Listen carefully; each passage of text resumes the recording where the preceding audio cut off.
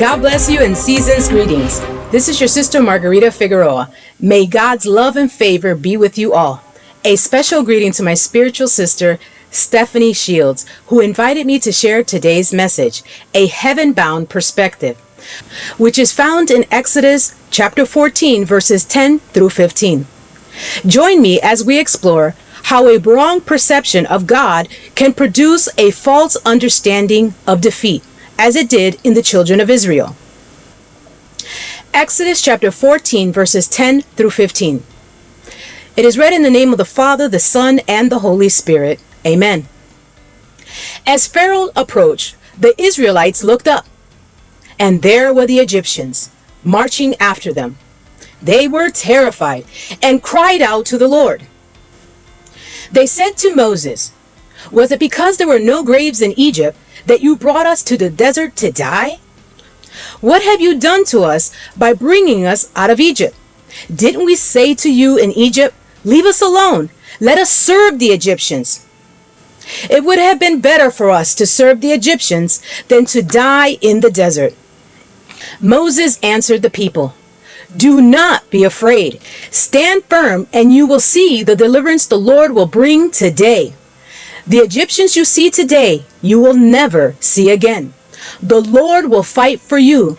You need only to be still." Then the Lord said to Moses, "Why are you crying out to me? Tell the Israelites to move on."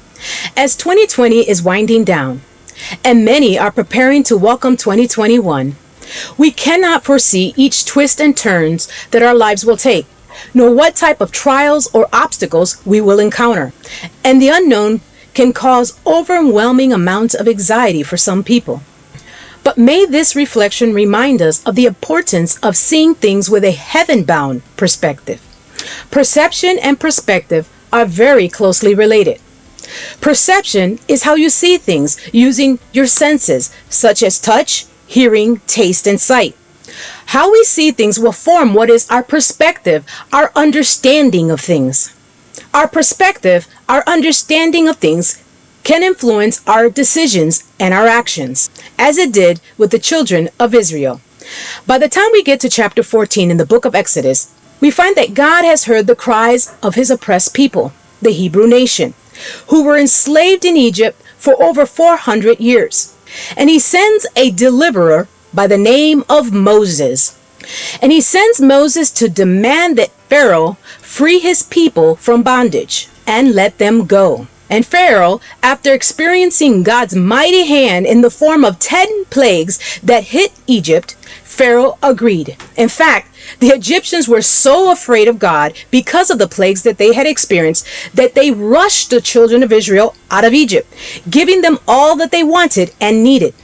These once very oppressed slaves and poverty-stricken nation left with oxen carts filled with silver and gold and fine linen. When God is working in your favor, he uses even your enemies to bless you. The children of God began to embark on a journey to the promised land, a land that flowed with milk and honey, a land that would be theirs, and a land of abundance. Not bad for a generation of slaves. I wish I can say that the story ends here, that they all lived happily ever after. But this was not the case. To understand the rest of the message, we must understand the mentality of the children of Israel.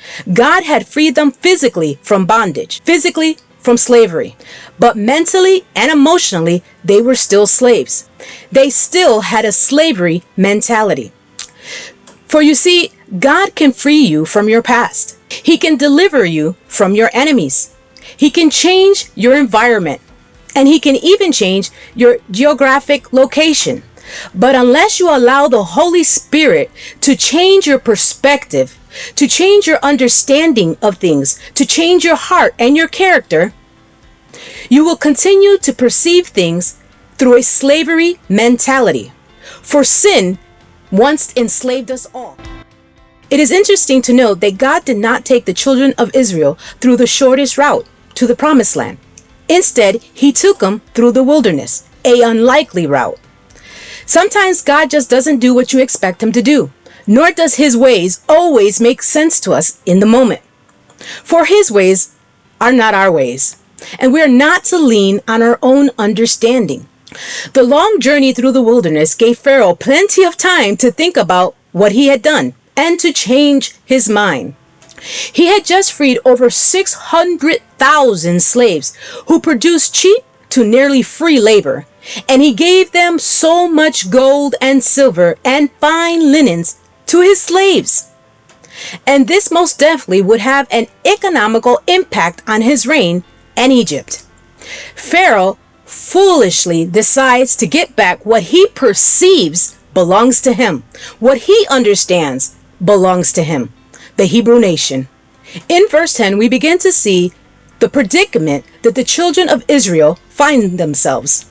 Their first dilemma. It tells us that the children of Israel looked up and saw, they perceived, using the sense of sight, that an army, and not just any army, but a mighty army, was in hot pursuit of them, Pharaoh's army. And it was clear that they intended them harm, either by killing them or recapturing them back into oppression and back into slavery. Their first dilemma was that their past just wouldn't let them go. Pharaoh deployed 600 of his fastest chariots along with his mighty army and headed after them, after the children of Israel, whom he perceived was defenseless and an easy catch. What from your past is chasing you? And what from your past is trying to kill you? Kill your purpose, kill your calling, and kill your faith? What former sin is trying to re-enslave you? My brothers and sisters, Satan knows he has only a short time, and he knows that one child of God with a heaven-bound perspective, a spiritual understanding, can impact a life and a community. Can you imagine the impact of 600,000 plus Christians all over the world, former slaves to sin, the impact that they have on our communities, our nation, and the strong demonic forces that are trying to get back what they perceive belongs to them? So his mission is to try to take back what God has freed. His spiritual Israel, us. He has deployed his strongest demonic forces to stop the worship, to stop the faith, to re-enslave minds and bodies so that it impacts their spiritual perspectives in a negative way. And if that was not enough, that their past was chasing them, their present condition didn't look much better. For to the right and to the left were dangerous, unclimbable mountains that they simply didn't have time to climb anyway, with an enemy in hot pursuit of them. Sometimes when we look to the left and to the right for help, all we see are obstacles, roadblocks, dead ends, no way to go, no way to turn. Sometimes God does not give you the resources you need, and what laid in front of them, which represents the future, didn't seem any better. For in front of the children of Israel was a huge obstacle, the Red Sea. Spoiler alert, the bigger the obstacle, the greater the miracle. In front of them was the Red Sea, and they had no boats. They were trapped. They were facing a situation totally out of their control. Crossing the sea, which is a symbolic sign of deliverance and salvation, meant that they would escape their enemy's wrath. There are some problems that God does not give you physical resources to set yourself free, because he has a bigger plan, and it requires that you depend on him 100%. They were trapped, and they perceived this correctly. But the problem wasn't the problem. It was how they perceived the problem that was the issue. They saw their enemy bigger than God's ability and his promises. They saw themselves alone in the situation, on foot, unarmed, untrained, with women and children amongst them. Sometimes how we see things and how we see ourselves can be the difference between winning or losing a battle. For this is not by sight, but by faith that we conquer our enemies. They cried out to God as they had done so many times in the past, showing that they knew what to do when facing challenges, and they knew who to turn to when things were out of control. In fact, they cried out to God in much the same way a child cries out for their parent when they need help. But when the danger is gone, they go back to the same behaviors, expecting different results.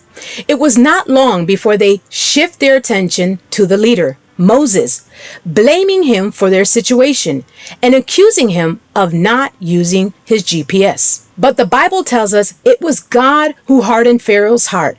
It was God who took them through the wilderness, and it was God who set up the ambush. So when they were blaming Moses, when they were blaming the leader, they were in fact accusing God of getting things wrong, of not knowing what he was doing. Something to think about when we blame our leaders. Moses addresses their fear because it was their fear that made them panic. It was their fear that paralyzed them where they could not walk forward, both spiritually and physically. It was fear that caused so much distress that it clouded their memory that they forgot what God had already done for them.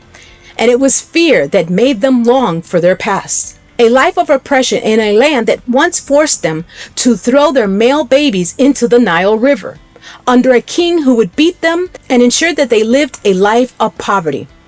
My brothers and sisters, fear is a powerful agent in Satan's hands.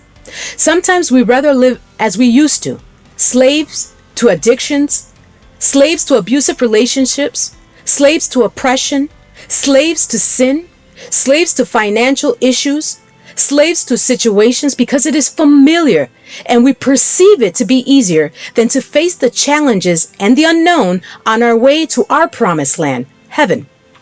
And this is very alarming. When you cannot see yourself past your current situation, or your past temptation is chasing you, it is wise to turn to those who have a spiritual perspective on things, a spiritual understanding, and a spiritual attitude, such as Moses did. He reminds them that God is still in control, no matter how out of control their situation is. He reminds them that they were to stand firm in the faith and to stand still. Stop your complaining, because complaining is a sign of distrust to God. Put on your spiritual glasses and look again. The Egyptians you see today, you will see no more. The problem that has been chasing you will not chase you into 2021. When we change our earthly perspective for a spiritual perspective, we can see Exodus from a different point of view. God freed his people and set up an ambush trap. But it was not for his people. It was for his people's enemies, so that they would know in all future generations what would happen to those that rise up against God's holy nation. As most of us know, the children of God safely crossed the Red Sea, and all the Egyptians that were behind them faced death and drowned in the Red Sea. The parting of the Red Sea is one of the greatest miracles in all the Old Testament. And even those that do not know of God have heard of the miracle of the Red Sea. It was here that God took an enslaved nation, set them free, and delivered them from the hands of their enemy. Today you might feel trapped in a situation or might be facing some impossible odds as you journey towards your promised land. Let us remember there is no place we can go that the grace of God cannot reach us. Before you're tempted to get angry at God or your leaders or complain, take a second look at your situation with a heaven-bound perspective. You might be amazed at what you see.